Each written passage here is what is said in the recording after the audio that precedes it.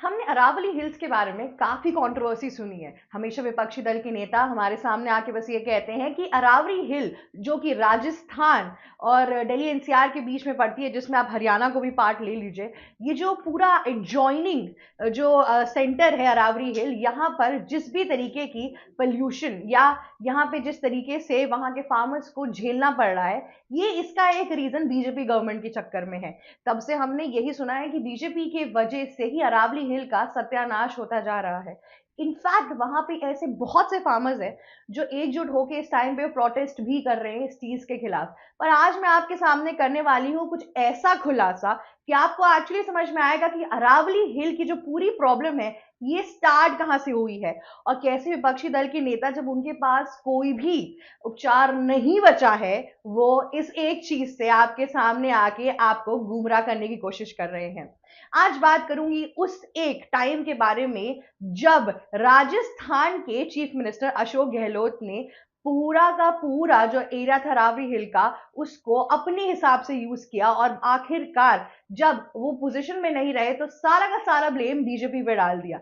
जी हाँ, ये बात उस टाइम की है जब अशोक गहलोत, जो कि कांग्रेस की बहुत बड़े नेता है, वो राजस्थान के सीएम थे। उन्होंने अरावली हिल्स में काफी हद तक माइनिंग कराई। इसके पहले सुप्रीम कोर्ट ने उनके ऊपर प्रोसीडिंग्स भी की कि आपको इतनी माइनिंग नहीं करानी चाहिए, पूरा का पूरा जंगल बर्बाद हो जाएगा। उसके बावजूद भी अशोक गहलोत को अच्छा खासा प्रॉफिट हो रहा था। घूसखोरी वगैरह करा के इन लोगों ने एक्सेसिव माइनिंग कराई।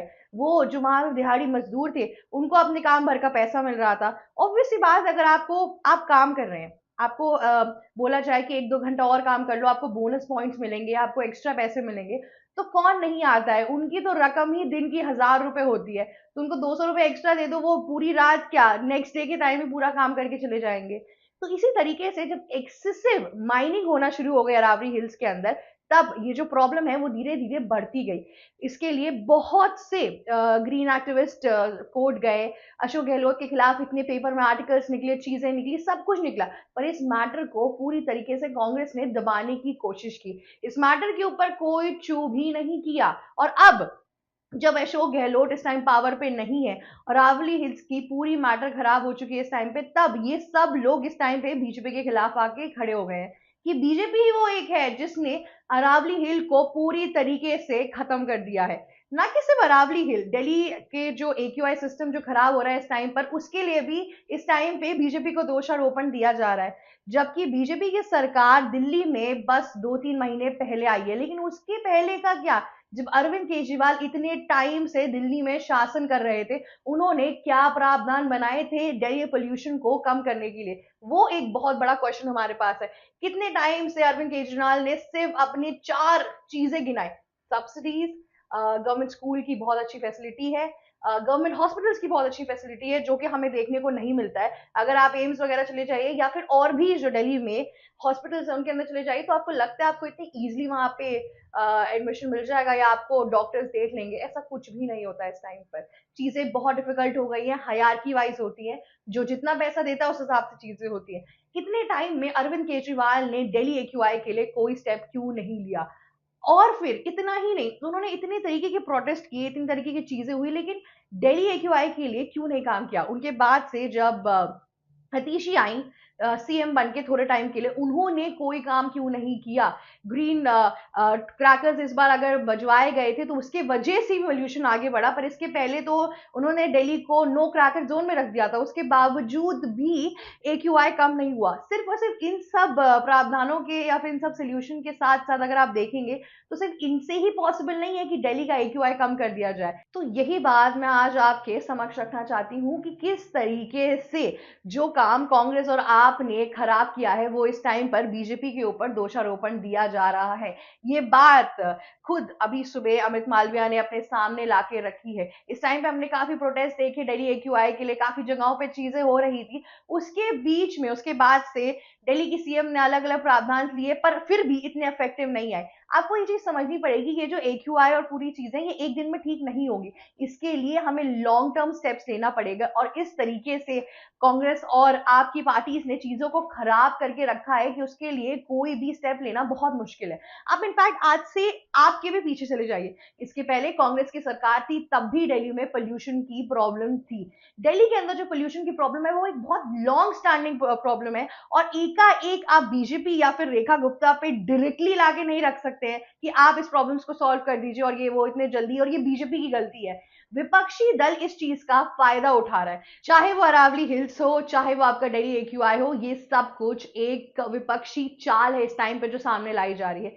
मैं ये नहीं कह रही हूँ कि ये पॉइंट्स रेलिवेंट नहीं है, इन्हें उठाना चाहिए, ऑब्वियसली बात है, सेंटर को इसके ऊपर काम करना चाहिए और सेंटर इस पे काम कर भी रही है, पर चीजें टाइम लेती हैं, और वो पेशेंस इस टाइम पे जो पूरा टाइम है उसका मिसयूज कर रही है विपक्षी दल की सरकार, क्योंकि उनके पास अभी कोई टॉपिक नहीं बचा है ना। इलेक्शन सर पर आ रहे हैं वेस्ट बंगाल की, और जिस हिसाब से कांग्रेस तो हटा दीजिए, इस टाइम पे टीएमसी की भी जो पूरी पकड़ है वेस्ट बंगाल के अंदर, वो भी धीरे धीरे कमजोर होती जा रही है। SIR के प्रावधानों के बाद से बांग्लादेश में जिस तरीके से माइनॉरिटी के साथ चीजें हो रही हैं, दीपू चंद्र दास के साथ जिस तरीके से उसको मार के जला दिया गया, उसके बाद से पेड़ पे लटकाया गया, उसके बाद से लोगों को समझ में आ रहा है कि अगर ज्यादा दिन बांग्लादेशी मियां अगर हमारे देश में रह गए तो क्या क्या हो सकता है। इस टाइम पे विपक्षी दल अपने ही घेरे में गिरता जा रहा है, क्योंकि बीजेपी की सरकार तो 2014 में आई थी, लेकिन ये जो जितनी प्रॉब्लम्स इस टाइम पे आ रही है, वो कोई भी ऐसा स्टेट इस टाइम पे नहीं है जिसमें बीजेपी रूल कर रही है। इस टाइम पे अगर आप देखेंगे, विपक्षी दल के नेता आपको ये नहीं बता रहे हैं कि इस बीजेपी के पहले तो हमारी सरकार थी, हमसे भी गलतियां हुई हैं। देखिए, मैं आपको एक सिंपल सी बात बताती हूँ कि बीजेपी कभी भी अपनी गलती को मानने में पीछे नहीं हटती है। मैं आपको हरियाणा इलेक्शन की तरफ लेके जाना चाहती हूँ। हरियाणा इलेक्शन के अंदर जब आपने देखा था कि एक ब्राजीलियन लड़की का नाम 40 वोटर बैलेट के अंदर आया था, उस टाइम पर कंगना रनौत ने खुद सांसद के अंदर बैठकर उन्होंने माफी मांगी थी कि सॉरी, ये हमारी गलती है कि एक लड़के का नाम 40 जगह आ गया, और वो लड़की इंडिया में कभी आई भी नहीं थी। उसकी बस एक फोटो वायरल होके पता नहीं वोटिंग बूथ पे कहां से पड़ गई। लेकिन इसके बावजूद भी कंगना रनौत ने इसके लिए सॉरी बोला, और बीजेपी ने इसके लिए काफी माफी मांगी, और उसको फिर कैंसिल किया गया। लेकिन अब जब बात कांग्रेस की आती है, तो कांग्रेस क्यों नहीं मानता है कि शीला दीक्षित के टाइम पर भी जो आपकी दिल्ली की एयर पोल्यूशन थी वो ठीक नहीं थी, उस टाइम भी पोल्यूशन के लिए कोई रेलिवेंट स्टेप्स लिए नहीं गए। उसके बाद से हमारे अरविंद केजरीवाल आ गए, उन्होंने चीजों को और खराब कर दिया। वही मैं आपको राजस्थान में लेके चल रही हूँ, अशोक गहलोत ने भी एक्सेसिव माइनिंग की वजह से चीजें कर दी। वहां पे सिर्फ एक्सेसिव माइनिंग ही नहीं हुई, लेबर का एक्सप्लॉयटेशन किया गया है अशोक गहलोत के हाथों से। सचिन पायलट को हमने काफी इंटेलेक्चुअल, काफी अच्छी लीडरशिप के लिए माना है, देखा है, पर उन्होंने भी कोई सवाल नहीं उठाया अरावली में जिस हिसाब का इस टाइम पे माइनिंग इशू चल रहा था। और इतना ही नहीं, उसी माइनिंग इशू ने इस टाइम पे दिल्ली पोल्यूशन में भी कितना कंट्रीब्यूट किया है, हम इस चीज के बारे में क्यों नहीं बात कर रहे हैं। इतने सालों तक अगर आप माइनिंग इश्यूज लेकर चलोगे तो ऑब्वियस सी बात है वहां पे और आएगी ही प्रॉब्लम।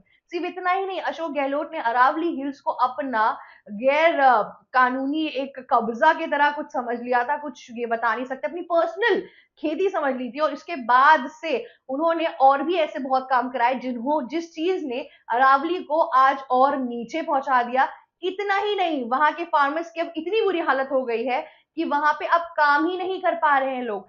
इतने सैकड़ों लोगों की जिंदगियां बर्बाद करने वाला वो एक शख्स अब आराम से अपने घर में बैठ के टीवी देख रहे होंगे। जी हाँ, अशोक गहलोत ने ये सब कुछ स्टार्ट किया था, और इन सब चीजों का जो दोष है वो इस टाइम पर बीजेपी में डाला जा रहा है, जबकि बीजेपी का इसमें कोई हाथ था ही नहीं। लेकिन हाँ, ये बात आप सही कह रहे हैं कि अगर अब इसके आगे बीजेपी ने कोई रेलेवेंट स्टेप नहीं लिया तब दिक्कत है।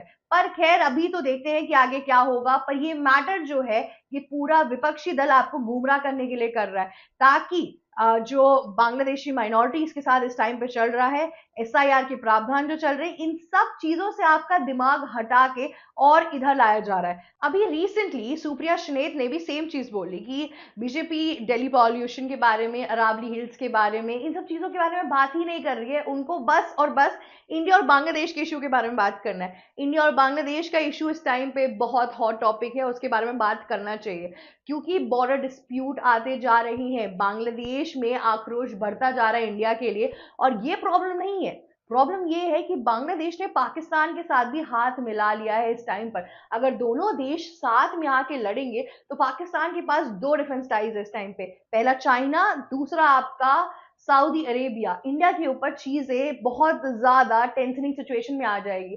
तो ऑब्वियसली बात है, इस पे फोकस करना जरूरी है। पर ये बहुत अलग टॉपिक है, आपके देश के अंदर जो हो रहा है वो बहुत अलग टॉपिक है। इन दोनों चीजों को जोड़ के सुप्रिया श्रीनेत सिर्फ और सिर्फ आपको गुमराह करने की कोशिश कर रही थी, लेकिन उनकी इस चाल को हम मुकम्मल नहीं होने देंगे। और अब देखते हैं कि आगे विपक्षी दल और कौन कौन सी नई नई गलतियां लेकर आते हैं। क्या पता कि उनकी ही लाई हुई लेगेसी को वो अब दोषारोपण बीजेपी पे कर सकते हैं। इन सब चीजों के लिए आप प्लीज हमारे चैनल को विजिट करते रहिएगा। नमस्कार दोस्तों, मेरा नाम शिवी चित्रांशी है, और अगर आपको ये वीडियो अच्छी लगी तो प्लीज लाइक, शेयर, सब्सक्राइब और कमेंट करना मत भूलिएगा। जाते जाते बेल आइकन भी हिट कर दीजिएगा। Thank you so much for watching us. ABC Hindi news, आज ही जुड़िए हर खबर के साथ